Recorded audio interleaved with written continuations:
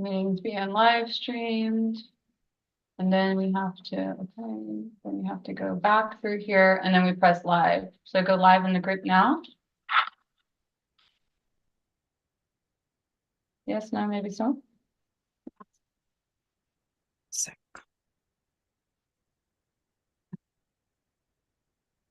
All right, so you're live on YouTube, okay? You're live Okay, on YouTube. perfect. Do I go live on Facebook now? Yes, you're already live on YouTube. Yeah, but what about Facebook? Do you want me to press go live? Yeah, yeah. Okay. Well, let me type in this password.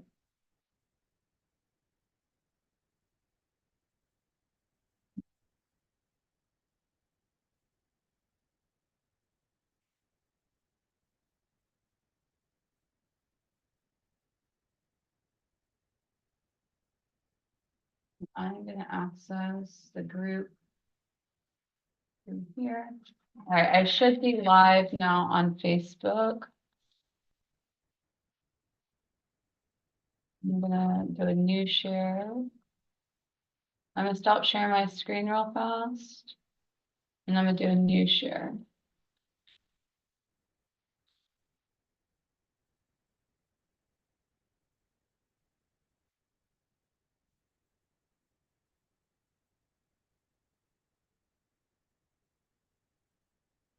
You're live everywhere. I'm gonna drop off. Have a good time, Paityn. Okay. Thank you for your help. Go love on your baby.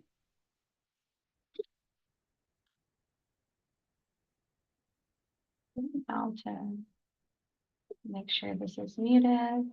There's no feedback.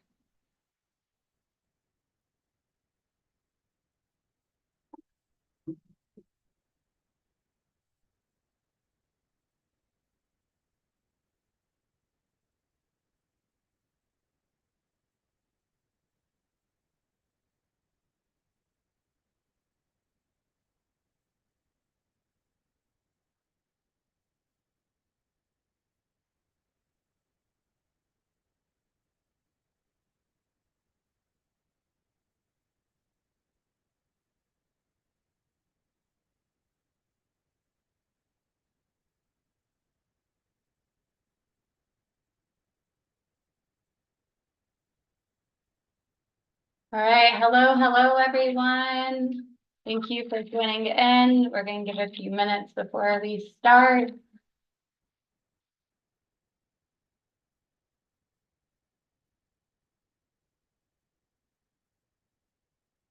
I'm excited to present to you today some insider insights on alternative cancer clinics from the past 3 years of working on this side of things. We do have a great agenda planned. We'll be covering some introductions to alternative treatment options, why people turn to alternative therapies, an overview of different treatment models, why people would travel for treatment to certain facilities across the world, understanding different treatment programs, whether it's a la carte or full programs, personal stories and testimonies from me working with patients, and then also clinic expectations and insurance information.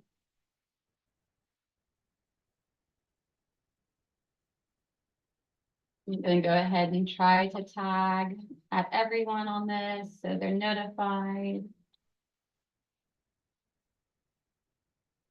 Let me.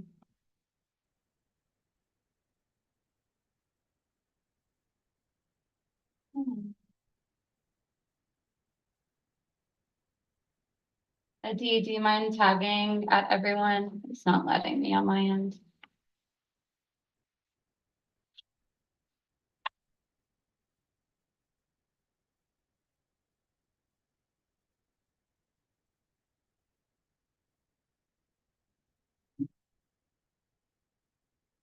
Let me try this one. That will let me.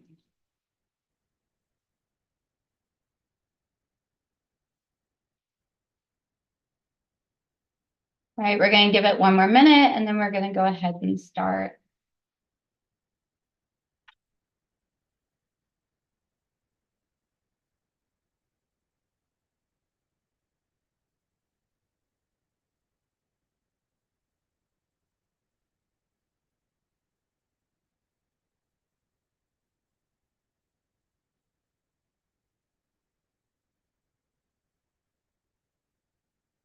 All right, hi guys. Welcome to our live event today. I'm Paityn. I'm the head of patient care here at Navigator. I've been working with alternative cancer treatment facilities for the past 3 years as the head of patient care. I travel to facilities worldwide and then also connect with patients to discuss available treatment options with them. So I'm happy to connect with you and discuss what treatments might be available for you. So let's go ahead and dive in.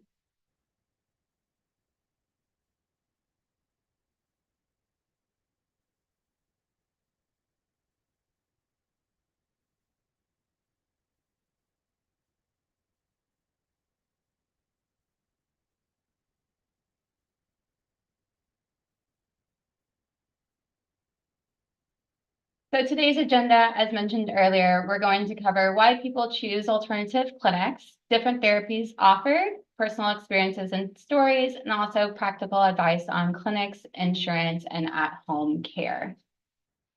As I mentioned, this will be a live event to dive into these topics, so thank you for joining. I understand that people are struggling trying to find alternative treatment options. They can't go to their regular oncologist. Maybe family is questioning why they aren't going through standard of care. You're having to search endless hours on the internet or in Facebook group to find treatments that might best align for you or that might support the whole body, because there is a lacking in standard of care and bridging alternative and conventional. In my opinion, it doesn't have to be one way or another. I do believe that there can be a happy bridge between the two, and we'll get into that later on today. So just know that we see you, you're supported here, and we're here to help any way possible. Every person I talk to, usually I try to give my cell phone number to let them know that you can call or text me if you're struggling and trying to find decisions. And I'll also have my team drop my link below to where you can always schedule a phone call with me through Hill Navigator's platform to where we can discuss available options, whether in clinic or perhaps even telehealth options that might be available if you're not able to travel. So just some introduction into what alternative clinics are. When we talk about alternative in the context of cancer treatment, we're talking about methods, medications, and approaches that typically you won't find under standard of care. This is not to be confused with complementary or traditional treatments, which may convene between standard of care options, such as like when you go to a facility and they say, oh, yes, alongside your chemo and radiation, you can get acupuncture or massage therapy to support your body during, these typical standard of care options. Alternative cancer clinics, they offer a parallel system. So really they're focusing on supporting the whole body. They want to support your immune system. They want to detox your body, maybe of any stealth pathogens or any toxins that you might have been exposed to throughout your lifetime. They want to use things like hyperthermia as pictured here, you will see. They use local and also whole body hyperthermia. They do a wide variety of IV treatments such as chelation, which is like detoxing, or IV nutrients to support the immune system. They also use things like cancer vaccines that you can't get here in America due to the FDA regulation. So those cancer vaccines really we'll dive into later, but just a brief overview. They take your own blood, urine, or sometimes tumor biopsy, and they train it to attack the cancer cells. So this is strengthen the immune system. So the whole emphasis over it is to support the well-being through a wide variety of modalities, but also diet too. So this is crucial in regards to structuring a patient's overall well-being. These alternative methods, again, they support the natural immune process by boosting the immune system, and also facilities address the root cause. These holistic practices also include personalized treatment plans for each individual. So it's not cookie cutter. Usually it's supporting each cancer individually in regards to what might be best for that patient. Unlike whenever you're working with standard of care facilities, these facilities really do support it overall. Sorry, I'm like repeating myself here as I'm trying to glance at my notes. A key thing to note when going to these facilities is that you have to partner with them very closely. So a thing that I notice with patients whenever I talk to them is they're told that, you can come here for 3 weeks and then they assume that's it.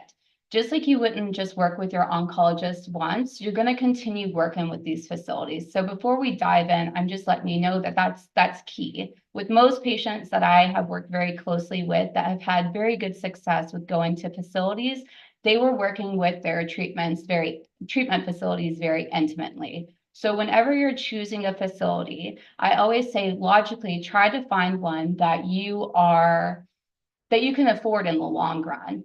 Sure, initially you're not going to pay the large lump sum of money in the beginning that you will continue throughout treatment, but it is key to make sure that you can afford to go back to these facilities and work with that doctor intimately. Going to a facility, of course, isn't the silver bullet. I will never say that an alternative facility is the only way of treating your cancer successfully, but essentially it is a boot camp for the immune system to where they are focusing on rejuvenating the body within a certain amount of time. So the reason that they choose to do treatment programs in the midst of 3 to 4 weeks is because the cell turnover rate is usually 21 to 28 days.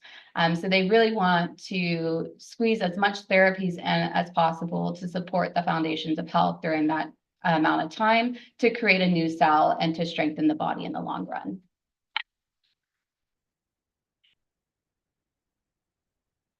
So a peek into my work.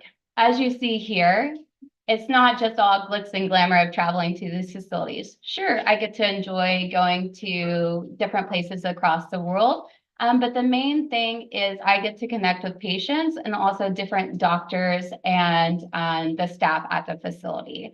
Essentially, I'm taking the research out of the equation for the patients. So I have gone to Tijuana very frequently. I go 2 to 3 times a year. And then also I've traveled to Europe to facilities over there as well. We try our best to share the information here within our Facebook group, but also through the introduction emails or throughout our platform here at Heal Navigator. And when I travel to the facilities, I eat the food at the facilities. So I'm trying to be exposed to these facilities just as if I was a patient, minus the treatments, of course. I talk to the doctors because I want to understand the treatments that they are offering, but also to know them on a soul level. I want to make sure that I feel comfortable in referring people to these facilities as if they're my own family. I also want to understand their treatments on a cellular level. Like what type of therapies are they offering? How are they different than one another? Because as you might realize, most facilities have about 80% the same thing, but 20% is usually their specialty unless it is a specialty clinic. So by traveling to these facilities so often, it allows me to get comfortable to the area, but also to what might be available for the patient.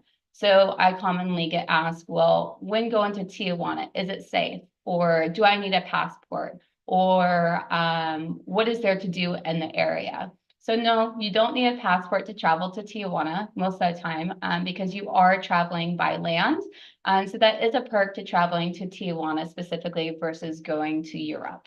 Some people don't have passports, so you can use a birth certificate and driver's license. Most facilities will pick you up from any airport that you fly into. So they arrange all transportation for you, especially in regards to traveling to Tijuana. So usually you fly into the San Diego airport, the clinic picks you up from there, brings you across the border to Tijuana, to then where you stay at the facility or sometimes at lodging if it's an outpatient facility. So these are some important things that I have been able to gather, and I provide that information to people. Also, we do send out like a list of places you can eat or stores you can shop from in regards to groceries. These are places I've been to myself, so I feel like it's a valuable tool for people to be able to resource this information for them. Sometimes I'm even able to give them some information over things for enjoyment that they might do. For instance, there's whale watching, or somebody told me they went tuna fishing when they were in Tijuana. I just had a patient that just traveled to Germany specifically, and I sent them some areas around that region to where they can go sightseeing. So these are some benefits of me being able to travel there. Most importantly, I talk to patients. So here at Heal Navigator, we try to collect reviews, put people into contact with patients that we have spoke to ourselves. As you realize online, you see good and bad reviews for clinics. It's very hard to distinguish what's a good facility and what's a bad facility. What I tell people generally is every facility will have bad reviews. I mean, we're talking about usually stage 3, stage 4 cancer patients. Most people I talk to have already gone through standard of care. Usually going to a facility is their very last option. Unfortunately, things do happen, but I will say don't let a bad review that you read online stray you from going to a facility. If you ever have questions, I'm here to collaborate with you and to answer in the best way possible if you're questionable about anything that you read. Yes, bad things do happen, of course, too, at facilities. But again, that's Heal Navigator's verification process, is to tour the facility, to talk to the doctors, even to talk to past patients. So sometimes when we go to facilities, we have the chance of meeting patients that have been working with the facility for 8 years or 11 years. And this ensures us that patients are happy there for the long run of working with a doctor, because they're coming in for their annual checkups. Some backstory in regards to why people do phone calls with me is because sometimes they need help sifting through the information that they come across online. So with my experience and background, really, I narrowed down those options. On the phone calls with people, what I usually do is I will narrow them down to 2, 3 options for people, and I'll send them over for free consultations with those clinics. Those clinics then will collect their medical records. They then will overview that information and provide them a detailed treatment plan for them to overview or discuss with their family, and that gives them a background and a decision-making process.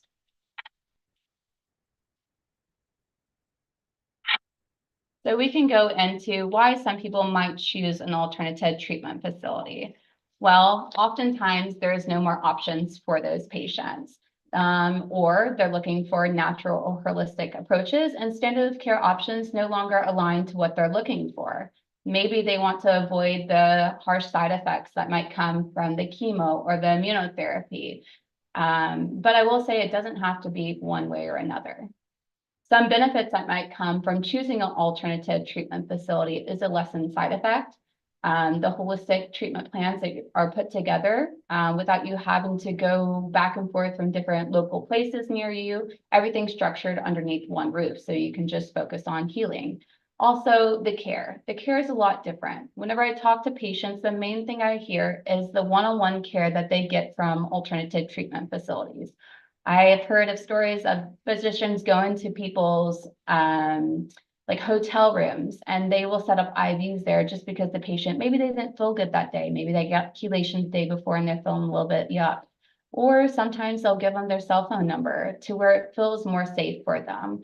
Even after people have had even just a simple consultation with the clinic, they feel seen, they feel more heard, because it allows for that more one-on-one connection, where there seems to be a disconnect when it comes to standard of care treatment facilities. Some downside is there's hardly any data. We understand with standard of care treatment facilities that oftentimes they have a lot of supporting data for the medication or pharmaceuticals that they have planned for you.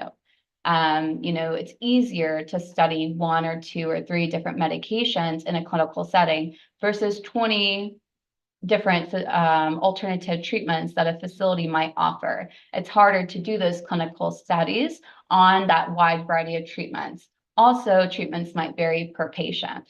However, there are facilities that do focus trying to collect data through their case studies. So these facilities might cater towards those people that are really searching for those data-driven facilities. We understand that it might be expensive. Though we do work with clinics, and we'll discuss this later on underneath the cost section, but overall, this is out of pocket. Most people I talk to are on Medicaid, Medicare. They have limited funds. So going to a facility is very difficult, especially since it's not covered by insurance generally. Oftentimes they have to deal with an opposing counsel. So whether it's friends or family, trying to explain why you're going to Tijuana for treatment is not the easiest thing. I have people say I'd rather choose Europe because it's easier for me to say I'm going on vacation to Europe versus I'm going to Mexico for treatment. But the reason why Mexico is a hub is because it's right across the border from San Diego, and the FDA can't touch them. So they're able to offer a lot more treatments there and also at a cheaper cost. Another downside is choosing the right clinic. As mentioned before, it's very difficult siphoning through the information that you come online. I work with people sometimes for 2 years plus that still haven't decided on a facility because they keep going in circles. Actually, before this call, I was talking to someone over the phone that I had been working with for like a year and a half. And she said, Paityn, I keep coming across a new clinic that I'm researching, and it makes me confused as to which facility to go to. Understand that you say XYZ is good, but then I see this one and I read this review. A lot of times people are trying to find a story that aligns just to theirs, and really it's very impossible. You can often find times people that might have similar diagnosis, but at the end of the day, everyone's body is different, and it's hard to make that, I hate to say gamble, but at the end of the day, it really is. Trying to decide, is this facility really going to be the one for me? I always tell people to really tune into yourself. I'm one that believes in intuition. It might seem a bit woo, but I believe we have an inner voice that guides us. And so I say, when you talk to these doctors, like really take advantage of those free consultations and try to see what resonates with you. And we'll talk about some tips too later on that might support you, such as like having someone on the call with you as a second opinion. Another bad thing is scammers. As you might see through social media, even, you see scammers for Rick Simpson oil. Well, there's scammers for alternative clinics out there as well. So it's hard to trust like what facility is not just some hole in the wall and you're traveling to some long lost country across the world to get these treatments that seem good, and then you get there, might not be well. Again, that's what Heal Navigator is here for, and why I travel to these facilities is we have clinics verified for a reason. So if you go to Heal Navigator's website and you see next to it like a little blue badge, just a circle with a dot, that shows that we have verified these facilities. We do not verify a facility unless we've been there. It can be the most well-established facility, but unless we have been there personally, we will not verify it. So you can ensure that this is a safe place for you. Another downside I hear is communicating with the oncology team. Oftentimes on the phone, I hear people that they want to keep their oncology team on board because they want to continue to be monitored through the process, and to monitor their progress. So things like scan reports or to get certain diagnostics done is kind of impossible whenever you don't have that oncologist on board. So to explain to them that you're traveling to a clinic in Mexico and that you want to hold off on their standard of care treatment, it can be very difficult. Oftentimes I tell people, and I say, hey, you have a wedding coming up or you have vacation coming up, to just kind of buy them time for those 3 weeks that they're going to go to a facility. At the end of the day, this is your body. You get to make that decision for yourself, and you get to advocate for yourself. Never feel backed into a corner, because there's plenty of options available. There's even things like getting scans done in Mexico. Oftentimes I have people that don't have an oncologist and they need to get PET scans to monitor maybe things that they're doing at home. And there are ways of getting PET scans. So if you end up needing that information, just let me know. Usually the pricing's like $1,200 to $1,300 to get those PET scans done in Mexico. Another thing is getting follow-ups or traveling to a facility for constant follow-ups. Maybe they can't afford after the initial $45,000, or maybe going back and forth is just illogical for them. So this is kind of difficult for patients, is to make sure that they can carve out that time for themselves. In the end, you have to find what is best for you and what best aligns. So some overviews of different therapies that might be offered at alternative treatment facilities. As I mentioned before, the facilities truly try to focus on structuring programs to support the foundations of health. So some of these foundations of health is going to be oxygenation. Currently, I have my air purifier going on around the corner to help me purify my air in the home. But it's not just even about the air that we breathe. Cancer hates oxygen as well. So they'll use things like vitamin C or ozone or hyperbaric. Oftentimes I hear patients, whenever they're trying to compare treatment plans, that they say, oh, this facility doesn't have hyperbaric, so they're not supporting oxygen. But that's not necessarily true. You can use vitamin C or you can use ozone as forms of oxygenation therapies. And it might be easier for a facility to have those types of treatments there versus a big hard shell hyperbaric. However, if you choose a facility that doesn't have hyperbaric, we can always find a facility that you can do hyperbaric at a la carte. I think the sessions are like $120 last time I checked per dive. Another foundation of health that they focus on is detoxification. Every day we're introduced into toxins in our home, in the air we breathe, in the food we eat. So detoxification is key. One of the systems in our body that is not cardiac driven is the lymphatic system. Essentially, it's a garbage disposal of your body. So to open up these what's known as drainage pathways in the body and to detox the body of these toxins that we come into contact every day with, it allows the body to have a less burden on it to where it can further attack the cancer. So some key techniques that they might use for detoxification is going to be chelation. Oops, sorry, my dog is right here. Chelation, foot baths, clinics, coffee enemas, sweating, such as Colles toxins or hyperthermia, which is also known as fever therapy. Again, these types of therapies like Colles toxin and fever therapy, it's going to be specifically used to open up those drainage pathways in the body. Another thing that they might use is immune support. So some things to support the immune system is going to be nutrient IVs, nutrient-dense foods, and also cell line therapies. Cell line therapies, people ask, like, what is that? I try not to use cell vaccines because the word vaccine kind of can be a little bit of a trigger word. But essentially what they do is they will take your blood, urine, or sometimes tumor biopsy and train it to attack the immune system. That's just a basic way I can break it down for you. So these type of modulations really strengthen the immune system to allow you to naturally overcome the cancer. So some common techniques that you might see at a facility is hyperthermia. Most facilities are going to offer hyperthermia or sometimes even like the saunas, the UV saunas. So this is common, but I will say most offer the hyperthermia. Some facilities, they will have like pods that they have made custom to where you don't have to do the long-term hyperthermia for 3 hours. These are it's quick. Usually it's about a 40-minute session, and that's all that's needed. Whereas the German technology, usually it takes approximately 3 hours. So with that, they raise the temperature, they stabilize the temperature, and then they decrease the temperature in the cool down. Usually your temperature is raised to 102 to 104 degrees, which creates a fever in the body. This allows our natural cells to overcome the cancer and again, opens up those detox pathways as well.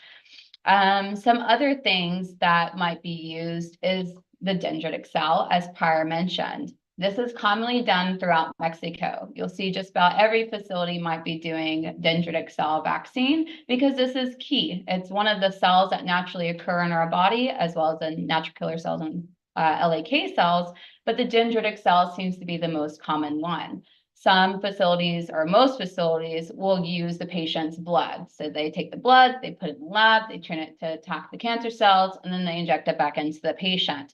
Whereas other facilities, like one of the ones we work with, that's a team of American scientists, they use a patented technology that actually uses the tumor tissue of the patient, and then they create the vaccine from that specifically. Some other options that might be more so common is low-dose chemo. You would think, why are they giving chemo in an alternative space? Well, actually, alternative medicine can kind of be very integrative. And we'll touch base on this here shortly. I'll show another slide with some common therapies. But you'll commonly hear insufflation therapy, IPT, or you'll hear metronomic oral chemo. Both of these methods are about 10 to 30% chemo. So you don't lose your hair, you don't feel fragile, but really it's just enough to suppress the cancer cell to allow the natural therapies to work more beneficially. I see this more so commonly utilized for patients that are stage 3, stage 4, because essentially, as I say, it's buying more time, again, to allow the body to kind of play catch up and attacking the cancer naturally. So some unique or less common therapies that are offered in the alternative space.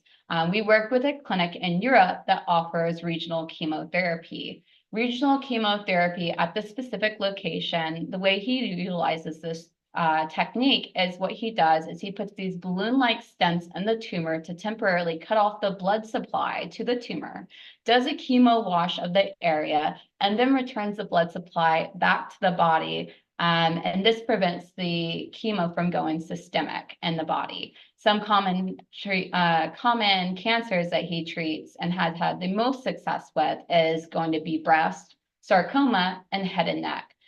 He specifically derived these own techniques that he's been using for over 40 years. He's in his 70s now and is a very amazing gentleman to work with.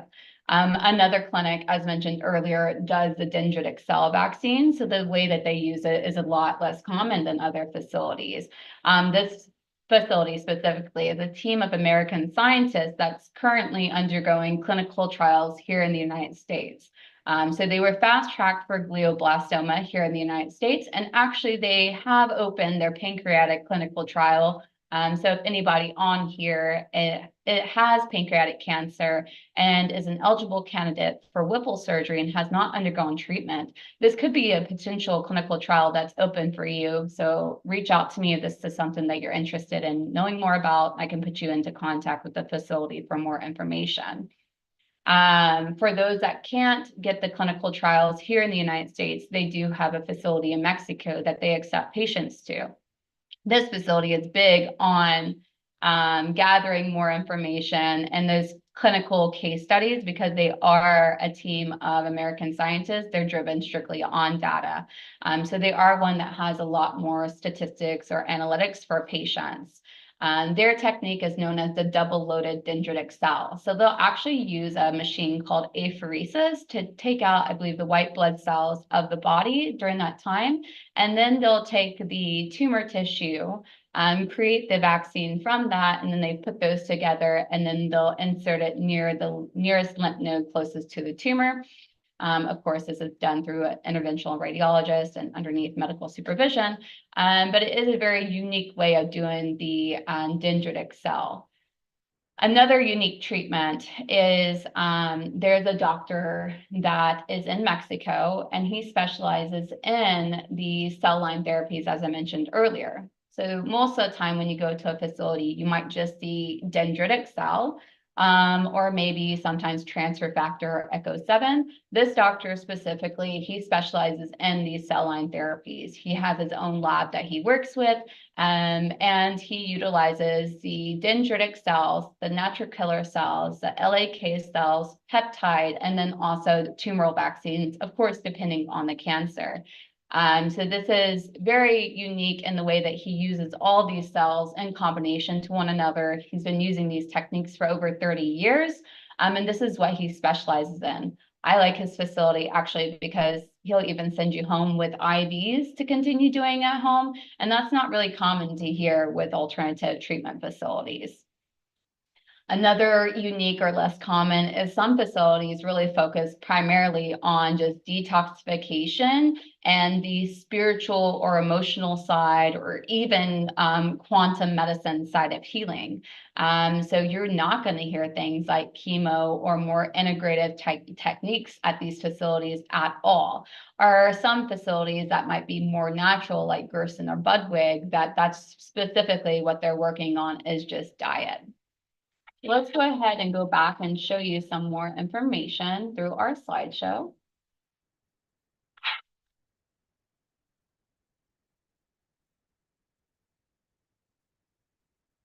Just give me a moment here.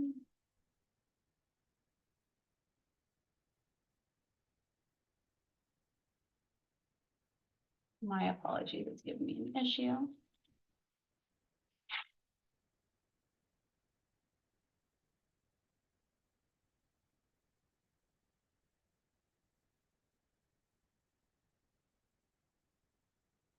And perfect. It should be showing. Let me just double check. Okay, looks good to go. And I'm gonna take a little sip of my mushroom coffee. And if you guys have any questions, please chime in as I'm talking because I'm just gonna keep ranting and raving over different things. So let's go ahead and dive into the treatment approaches and complementing standard treatments or independent paths of treatments. So to begin with, there's ways that you can complement your path with standard of care. Again, as I said earlier, that it doesn't have to be one way or another. You can use things like, chelation, detoxification, nutrient IVs, hyperthermia, oxygen treatments, to go alongside standard of care. Actually, in Germany, for instance, when you go to your regular oncologist, they're using things like mistletoe and hyperthermia alongside chemotherapy or other treatments. Specifically, hyperthermia and chemotherapy can actually enhance the effects, so that's why they use that. Some clinics even offer detoxification or rejuvenation programs after standard of care. I've seen this actually often with people that I talk to, that they say, hey, I'm going to do standard of care, but I need some type of facility to really regain my strength or to detox my body so I'm not as toxic anymore, to where I don't have to face cancer again in the long run. Again, it doesn't have to be one way or another. So do know that. There's even things like repurposed medication that you can do from home alongside your standard of care treatments. So just know that these options are available out there. Some clinics that I've talked to in regards to patients that I sent over to them, they were wanting a second opinion. So they weren't sure if they should do the standard of care protocol that was introduced to them by their regular oncologist, or if they maybe should do the surgery or not do the surgery.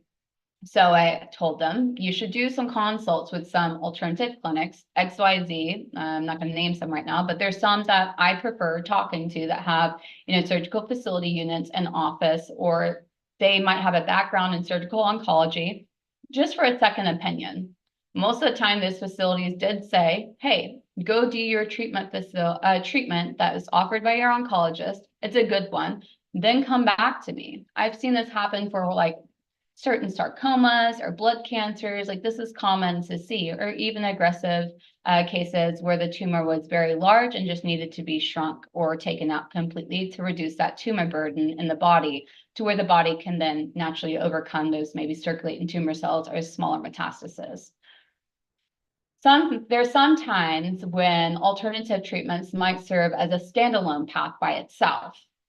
So there's treatments like IPT or low dose radiation or cryoablation, HIPEC, or regional chemotherapy, where these are more integrative, but still alternative, and they will just be by themselves. You can usually get HIPEC and cryoablation actually here in the United States for certain types of cancer through a regular oncological facility. However, there is very slim margins that often you have to meet to qualify for those treatments. So there are facilities that you can still go to get those therapies done for a wider coverage of cancers. So low dose radiation, for instance, since we already touched base earlier on IPT. Low dose radiation is commonly 5 to 7 rounds of radiation. Really, they're trying to shrink an orange to a grape. So they're really wanting to reduce that tumor burden on the body. People are often shocked whenever they hear that radiation might be a tool. It's not the same as here in the United States or in standard of care, where you're getting 30 to sometimes 60 rounds of radiation. They really are using these methods as an integrative approach to treating the cancer. Cryoablation, for instance. Cryoablation is a way of freezing the tumor. So they go in with a needle and freeze that tumor directly. This is commonly seen in breast. A lot of breast cancer patients that I talk to are trying to find cryoablation so they avoid, mastectomy or lumpectomy, things like this. But it is utilized for other forms of treatment as well. HIPEC is commonly used for more abdominal cancers. I see ovarian, cervical, things like this. Again, you can get this type of therapy here in the United States, but there are facilities that do utilize these types of treatments, again, for a more integrative type of therapy. Or regional chemotherapy, as mentioned earlier, the clinic in Europe that isolates the tumor directly and does a chemo wash of the area. These types of facilities, again, they're using both types of alternative and more conventional like approaches. Usually at these facilities, they aren't only doing cryoablation or low dose radiation or regional chemotherapy, but they are using it as an important treatment for the patient.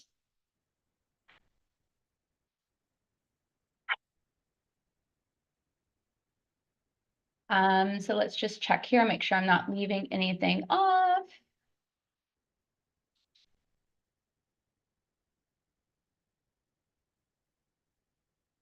So now to dive into some inspiring stories, which is my favorite. So I actually know most of these patients myself. One of them worked with another colleague here at Heal Navigator, but still hearing her story is very motivating. So let's kind of dive in. I just want to say briefly that often stage 4 patients, they're told that it's not curative. So they opt for alternative treatments to try to preserve their quality of life. I've been fortunate enough, these are only a few of the ones that I've worked with, but patients that have reached no evidence of disease. I tell people now, with the way that cancer rates are going, of 1 in 2 men, I believe, and 1 in 3 women will eventually face cancer, that we don't need to be looking at it as a death sentence, because it's not. I always say it's a new autoimmune disease, really and truly. And it comes from our lifestyle. We are living in very stressful, convenient, fast-paced lifestyle.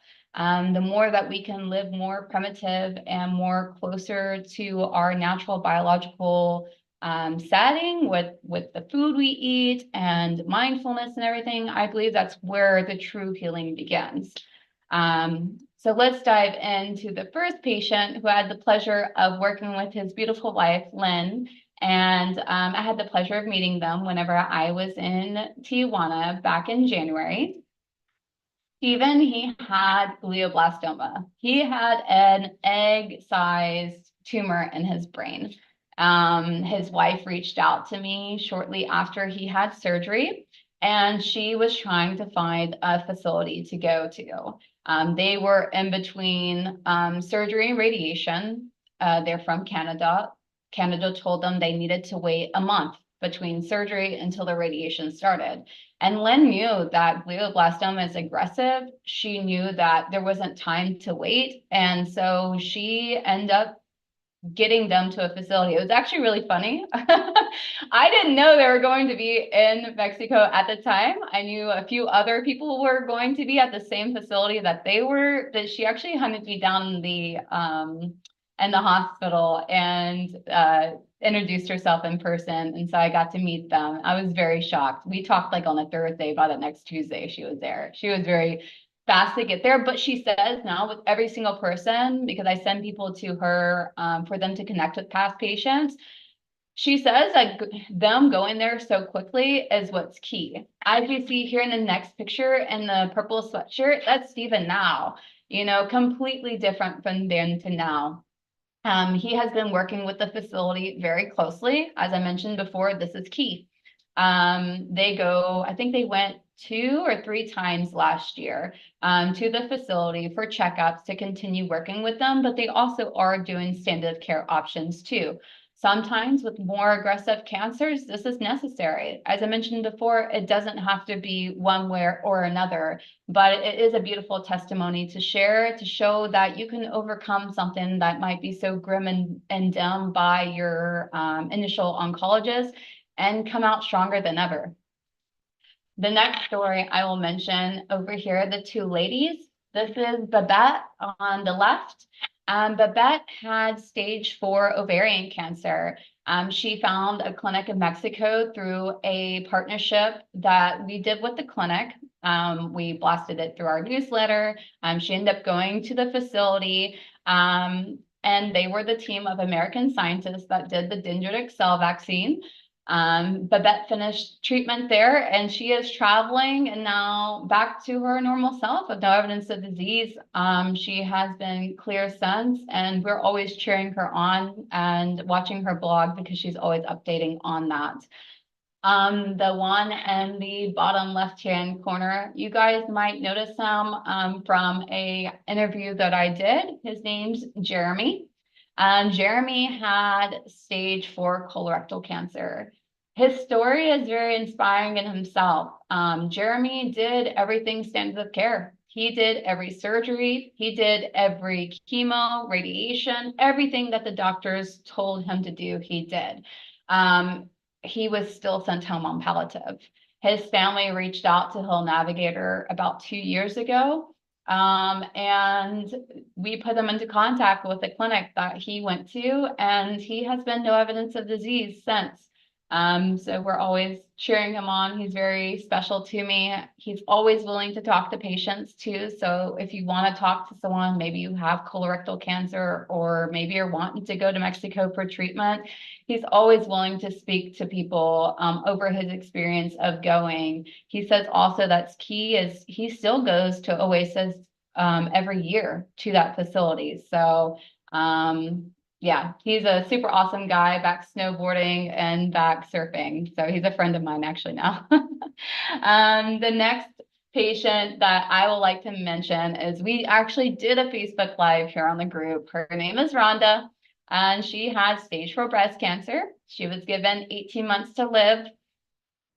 She opted for surgery in the States and then got cellulitis on that breast, or on one of the breasts. She thankfully was already in touch with one of the clinics because she reached out to me actually before she went and did surgery. And she continued talking to that physician throughout the surgery process, throughout her getting cellulitis. And the doctor told her to come down to Mexico, so she did. And he actually helped her overcome the infection in the breast, and she began treatment there. So she got stable, began treatment, and she's been no evidence of disease now. She just celebrated 1 year past that initial 18-month prognosis. And so she's someone that I hold very dear to myself. She's writing a book over her experience of overcoming cancer. And again, she's someone that is always open to talking about her experience of going to Mexico. Again, she mentions that it's very important to work with your doctor specifically. So I think she just went like last month back to Tijuana. So you might have her on social media. She's always posting her journeys there. So these are just some patients that I wanted to share, just some hope to you guys to give you inspiration and knowing that healing is possible. Just because you have a cancer diagnosis, it doesn't mean it's the end. And I'm sure you guys know this now from being on social media and digging. And, you know, when you go into your initial oncologist, they're very quick to say, like, you either do this or you die, or even if you do this, you're still going to die. And that's not necessarily the case. I always say, no one's God. No one can tell you when your time here on earth is done with. So please have hope in your heart and know to keep pushing on, because the mindset is everything as well. So next, we're going to move on to cost. So cost is a big thing. People often ask, like, how much are these facilities? Can I afford these facilities? They see online that, you know, a facility is 120,000 or 200,000 or 30,000 a month and all this. I always tell people to be very transparent with me and what you can afford. There are clinics for anyone and everyone for all budgets available. Now, there's a difference though between that. If you're wanting, say, an a la carte clinic versus a full treatment plan, of course, they're going to cater more to a lower cost budget. But if that's all you can afford and you're wanting some specific therapies that you can't get here in the United States, go for it. You know, I can help you find some that specifically do cryoablation or specifically do dendritic cell or natural killer cells or mistletoe. I'm here to help any way possible. You don't have to go and spend a huge chunk of money for therapies that you might need. Now, there are facilities that do structured treatment plans. This is common. Most facilities are going to do a treatment plan for 3 to 4 weeks on average, again, for that cell turnover rate. That's why they're keeping you there, usually for that shorter amount of time. Here in the United States, usually you see clinics 6 to 13 weeks. The treatment plans are structured to support all the foundations of health, again, during that time. Essentially, it's a boot camp for your immune system. You're being treated 8 to 2 or 8 to 5 each day. You're getting a wide variety of treatments while you're there. And that's usually catered to your specific diagnosis. Now, there's inpatient options and outpatient options that come into play. Usually, inpatient options are going to be more expensive than an outpatient facility. Inpatient options are generally going to be around like the 30,000 range. I will say 30 to 40,000 for an inpatient option. Whereas outpatient, yes, some are still higher, 40, 80,000, but on average, you can find outpatient facilities for 15 to 19,000 because you're not paying for the accommodations needed at that specific facility. If you stay outpatient, usually the clinics, they are in agreement with hotels or Airbnbs, or maybe they own their own apartments that are specifically for the patients at that facility. So that is some differences in the price ranging. Also, the individualization of treatments. That word gets me sometimes.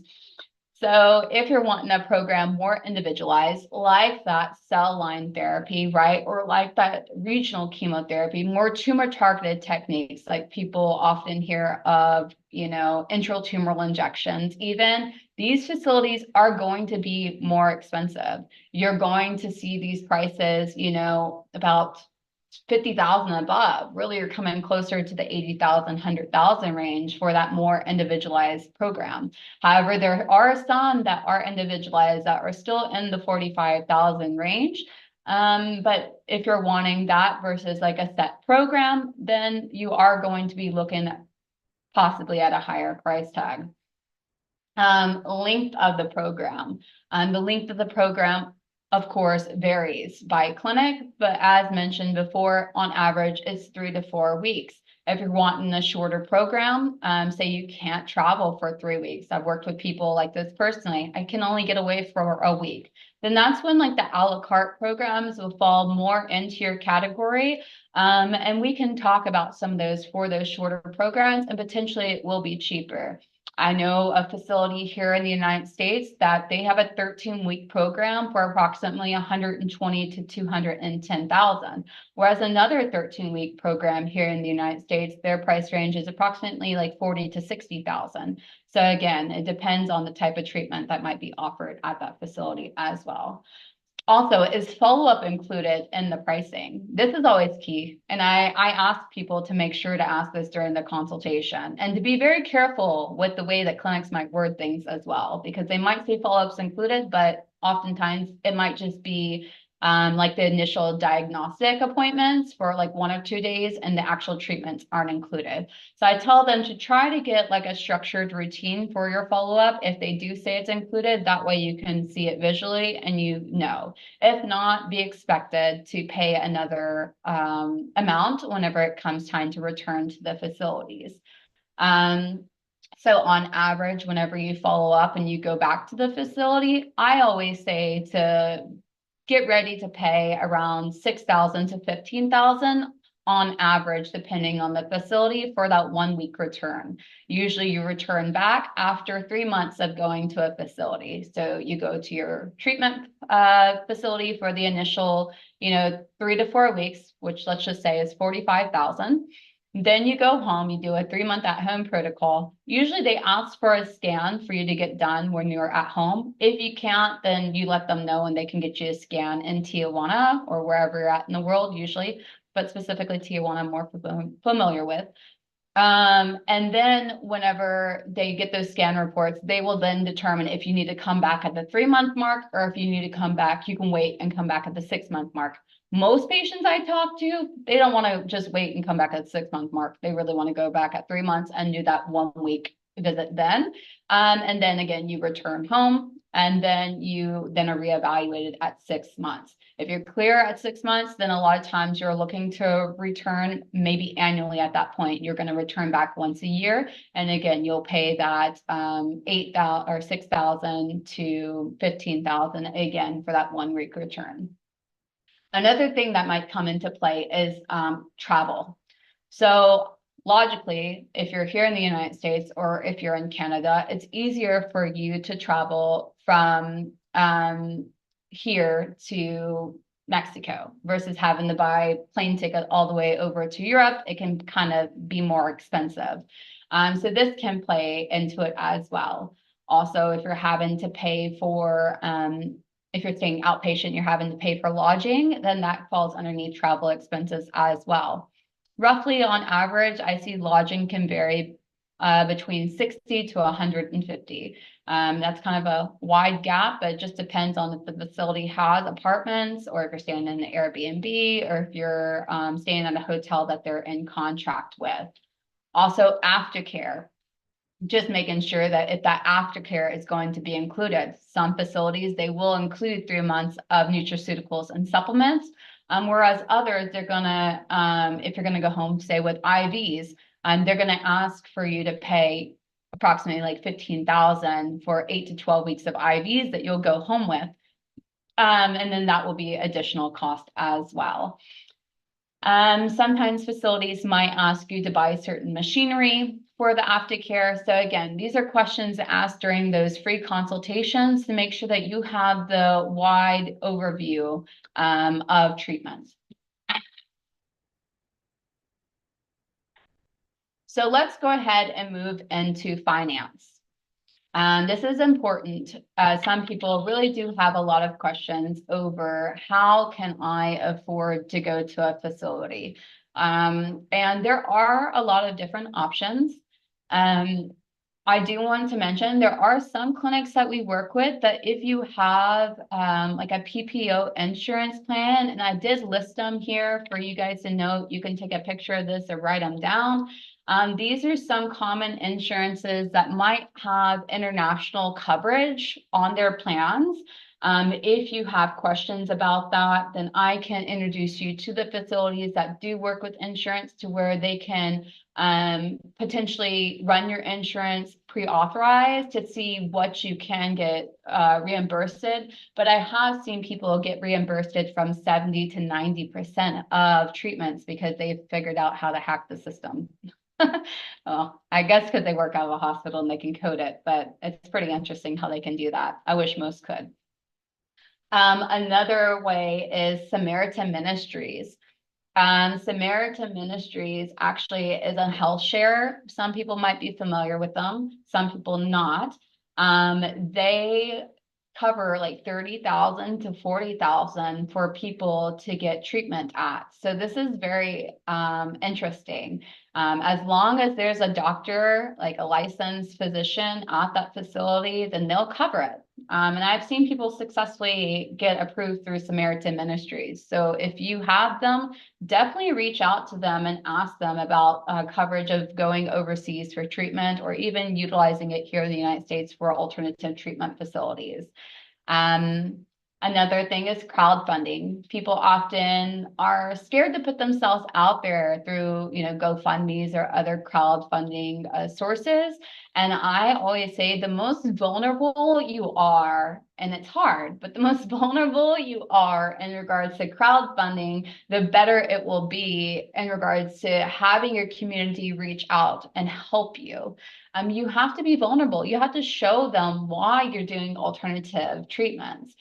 People often, they don't know what they don't know, and sometimes, yes, it's easy for people to just question and say, well, why aren't they doing standard of care? But if you show them the beauty of alternative treatments and how these can be more beneficial, you're planting those seeds and potentially helping someone in the future, one, but people also will be more than willing to reach out and share and help you. $5 or $10, it can go so far in raising funds in the long run, especially if you have someone that's younger, that's more tech savvy, that can help you launch your campaign and help share it. TikTok is such a thing, or Instagram reels, make a quick reel, have it go viral. These are ways of you can collect funds from your community or reach out to your church even and have a QR code and have people scan it. Actually, I saw someone locally, they were standing on the side, how kids do fundraising for their sports events. They were raising funds for cancer treatment. So I scanned the QR code and I donated to them recently. But that's another way of doing it. It is being a little bit more vulnerable, but that is a way of funding these types of treatment. Also, interesting enough, life insurance. Some people do have life insurance plans. They might not have like rider policies on those life insurance, but we have partnered with a company, and I can send that information to people that might be interested, to where they do purchase these life insurance policies for you, or they sell it. Basically, a broker explains like the advantages and the potential disadvantages, ensuring that you make an informed decision. And then they will assist you in finding an ideal buyer for your policy. So this is an interesting offering, but this is another way of being able to afford these types of treatment facilities.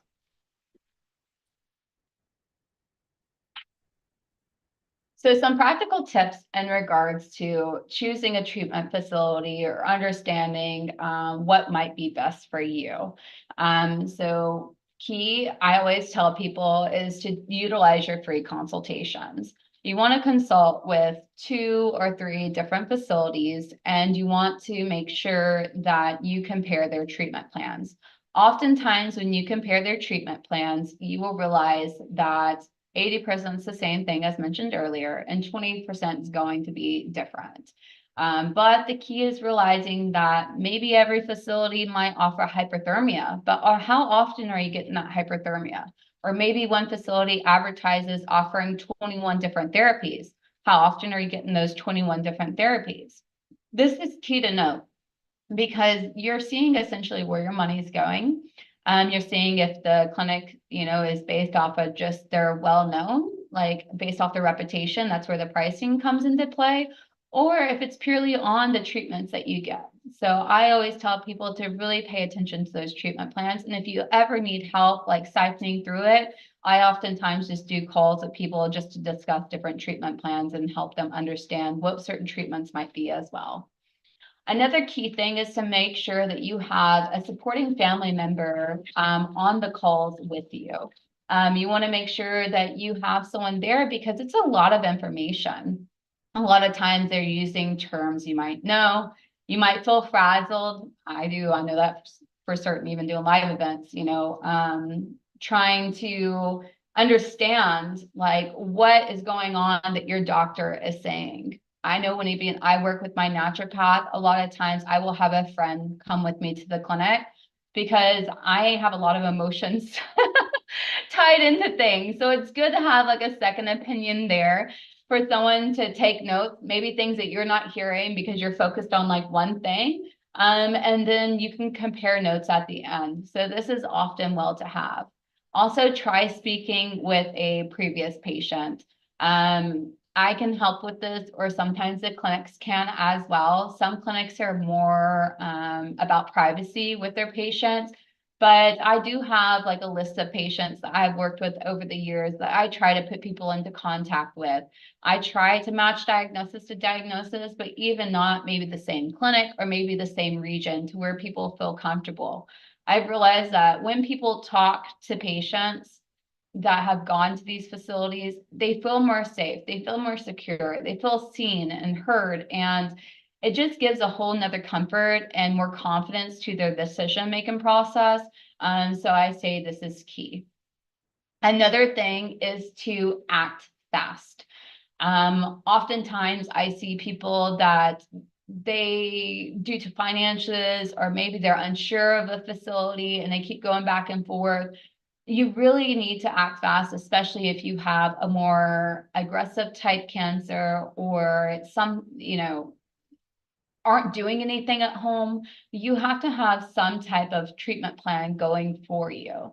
If you're having a hard time even finding out how to get started from alternative cancer treatments, and you have cancer and you haven't done anything yet, and you have all this information to siphon through, please reach out to me. I'm here to help you any way possible. We can go over like some first steps and then maybe some calls with clinics, or maybe a clinic's not for you and you're just trying to do things from home. I really am here to help any way possible, but you do have to have some treatment plan and some path going for you on your journey, because there are ways to overcome this. And I know I'm an avoidant personality. I know when life becomes overwhelming, it's easier to just avoid things and ignore it. But with cancer, unfortunately, it's not something that we can just avoid, and we have to have a methodical way of handling it.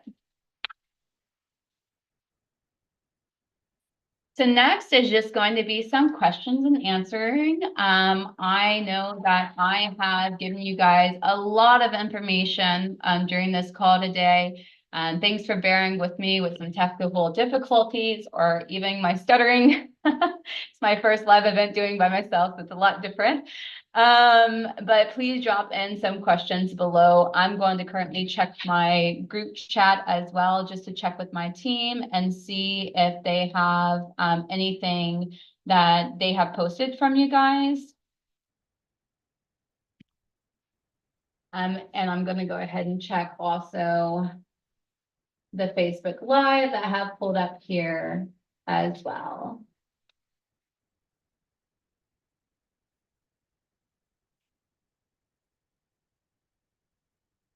So you can currently drop them. If you guys don't have any questions, we can always chat later as well to discuss whatever questions that might come to mind.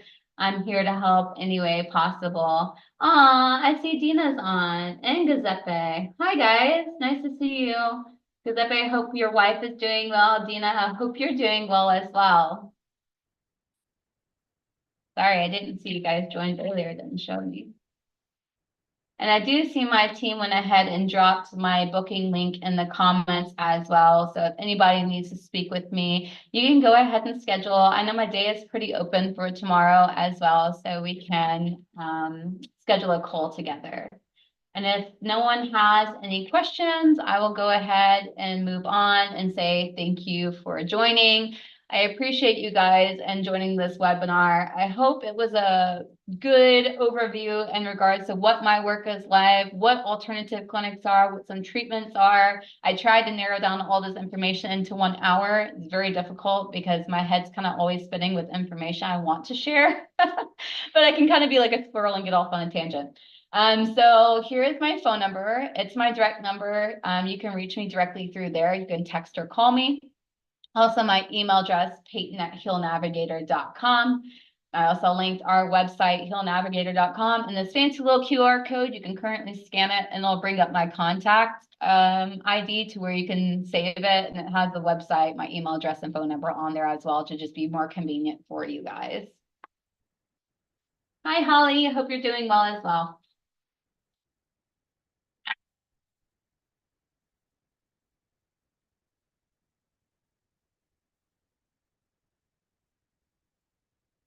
So I'll give you a few minutes so you can scan this if you need it.